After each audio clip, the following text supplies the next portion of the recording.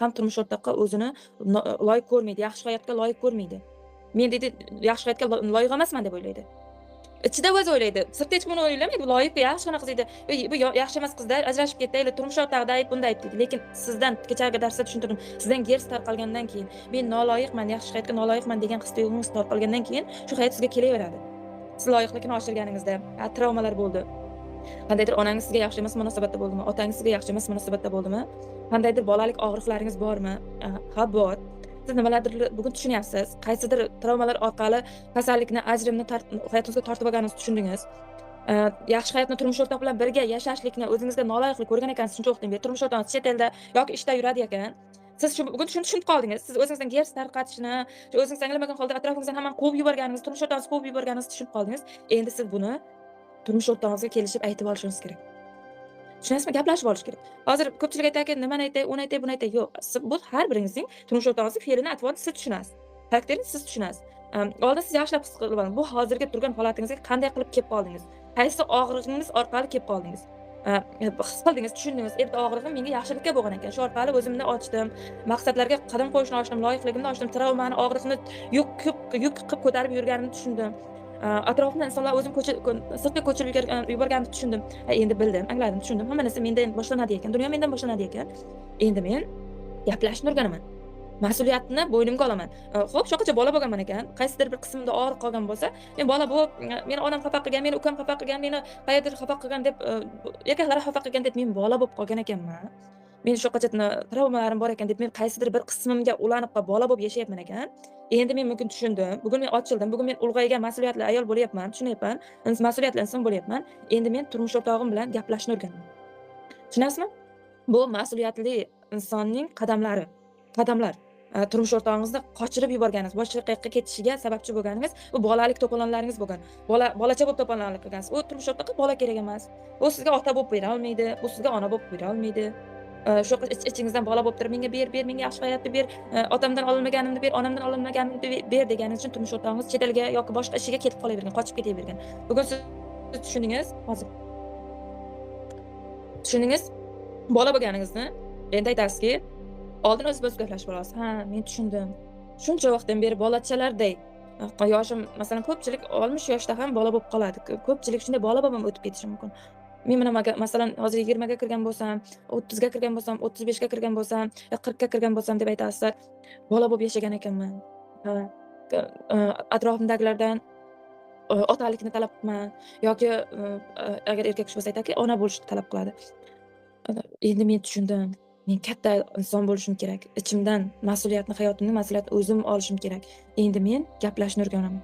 Turmush o'rtog'i aytadi, turmush o'rtoq, men shuncha vaqtdan beri siz bilan shuncha noto'g'ri munosabatlarda bo'libman. Sizni rashk qilibman. Rashk deng bu nimasi bu? Rashk bu bolacha. Rashk o'tirib bolachalar ikkita sochini bunday holatdan, menga ota ber, menga ona ber, yo menga qandaydir xo'rozqanda ber deydi-ku. Ayol kishi ham anglamagan holda rashk qilganda bolacha bo'ladi. Er ber, menga nima yaxshi muomalada qil deb. Rashk qilib, menga qarashing kerak, menga faqat meni yaxshi ko'rishing kerak deb. Ostida nima turibdi buning? Bolalik turibdi, yosh bolalik pozitsiyasi turibdi. Endi bundan chiqib, hop, yosh bolalikdan chiqaman. Yosh bola janjal qiladi, yosh bola xarxasha qiladi.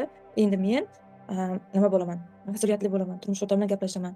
Rashk qilgan bo'lsam sizni, qayerdadir men sizni tushunmay muomalada bo'lgan bo'lsam, hayotim ajrimga olib borgan bo'lsam, demak buni o'zim anglamagan holda bolalik pozitsiyasida qilibman. Qayerdadir mening ham bolalik og'riqlarim bor edi deganingizda, turmush o'rtog'ingizda ham turmush o'rtoqlar bekorga bir-birini uchratmaydi. O'sha turmush o'rtoqdan ham qayerdadir sizga o'xshash vaziyat bo'lgan bo'ladiki, shu turmush o'rtoq bilan siz turmush o'rtoq bo'lgan bo'lasiz. Ana shu sizda bo'lgan og'riq unda ham bor bo'lgan bo'ladi. His qilyapsizmi? Siz qanaqa bo'lsangiz, sizning turmush o'rtog'ingiz ham xuddi shunaqa. Sizda ham yetishmovchilik bo'lgan bo'lsa, turmush o'rtog'ingizda ham yetishmovchilik bo'lgan bo'ladi. Sizni kimdir qattiq kaltaklagan bo'lsa, otangiz, onangiz tarafdan uni ham qattiq kaltaklagan bo'ladi. Endi siz his qilib, xo'p, menda ham shunday bo'libdi, turmush o'rtog'imda ham xuddi shunday jarayon bo'lgan. Turmush o'rtog'imni his qilaman. Men endi kattalarda gaplashib olaman. Meni jarayonlarim shunaqa, shuncha yildan beri ikkovimiz kelishmagan bo'lsak, menda shunday travmalarim bor ekan. Men bugun uni o'rgandim, qandaydir kursga qatnashdim, men tushundim. Shu qancha men bola bo'lib sizga bolalik qilgan ekanman. Men hozir mana katta ulg'aydim, ayol bo'ldim. Shu qancha bola-chaqa bo'lganman ekan. Bola bilan kimning otgisi keladi? Kim отношения qilgisi keladi? Ayol bo'lyapman. Ayol bilan turmush o'rtoq отношения qiladi qizlar. Endi men sizga tushundim. Endi sizga bolalikdan chiqib, sizga ayol bo'laman deb hech bo'lmasa daftaringizga turmush o'rtog'ingizni tasavvur qilib xat yozganingizda yoki gaplashib olganingizda qancha отношенияларingiz, munosabatlaringiz qaysidir darajaga o'zgaradi. Qaysidir joylaringizda o'zgargani undan battar o'zgaradi. Siz bolalikdan chiqib, siz farzandlaringiz bilan nima uchun farzandlaringiz bilan kelishmadingiz? Agar farzandingiz yo'q bo'lsa, nima uchun sizning farzandingiz yo'q bo'ldi? Bolaga bola beriladimi? Na savol. Bolaga bola beriladimi? Bolaga bola berilmaydi. Chunki aytadiki, "Sen bolasan, bolani" deydi, "katta qila olmaysan" deydi. Bolalaringiz bilan kelishmaysiz, jahlingizni chiqaradi ularning gaplari, achchig'ingizni chiqaradi bular. Siz bola pozitsiyasidasiz. Bola pozitsiyasiga bola kelganda nima bo'ladi? Bola bilan bola qayerdadir "Sen men haqman" deydi, bola "Men haqman" deydi. Bolalar kelishib olish tushunmaydi.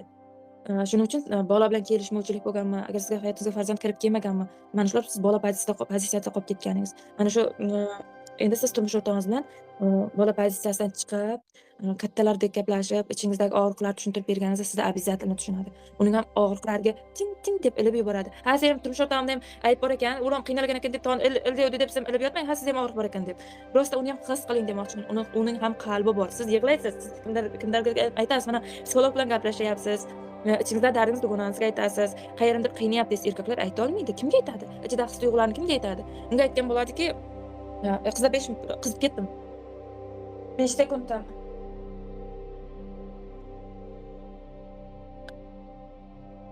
O'zi eshityapsizlarmi? Hammalaringiz qator bo'lib turibsizlar. Reaksiya qani? Yetib boryaptimi? Yurakchalar qo'yingizlar shu yerda.